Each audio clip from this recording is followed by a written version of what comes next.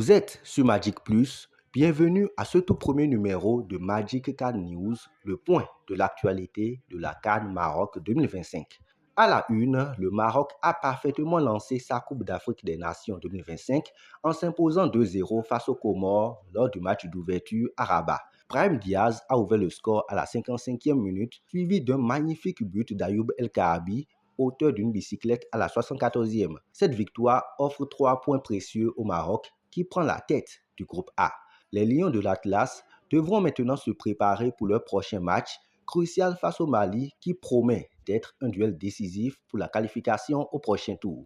Rendez-vous ce vendredi. Le match d'ouverture de la CAN 2025 a été précédé de la traditionnelle cérémonie d'ouverture mêlant musique, danse, lumière et symbolisme culturel. Devant un stade plein et des millions de téléspectateurs, la cérémonie a célébré l'unité africaine à travers des rythmes traditionnels, des chorégraphies colorées, inspirées des arts marocains et des projections mettant en avant la diversité du continent.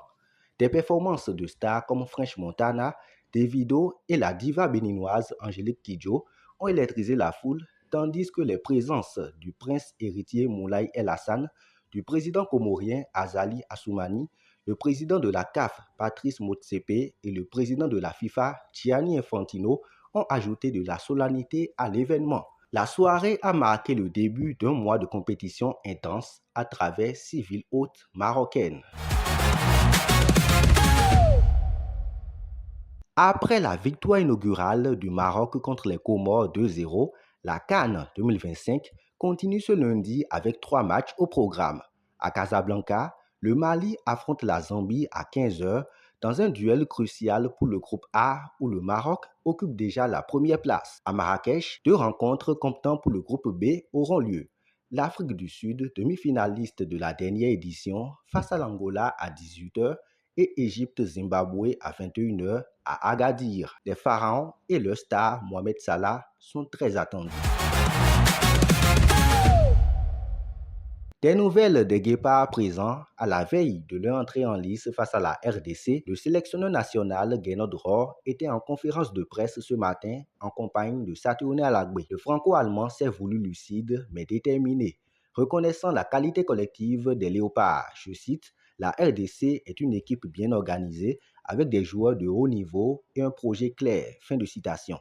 Il n'a toutefois pas manqué de mettre en avant son équipe et a par ailleurs appelé ses joueurs à rester concentrés et disciplinés pour relever le défi. Ce sera un match difficile, mais nous venons avec nos armes et l'envie de rivaliser, a-t-il affirmé.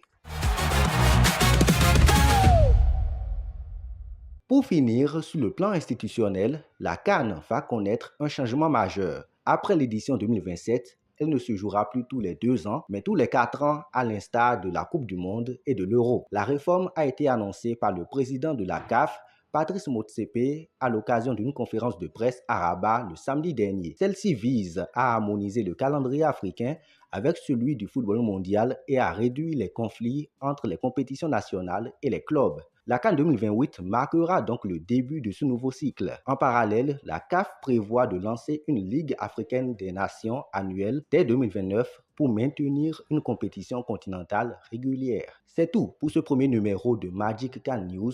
Prenez le rendez-vous demain.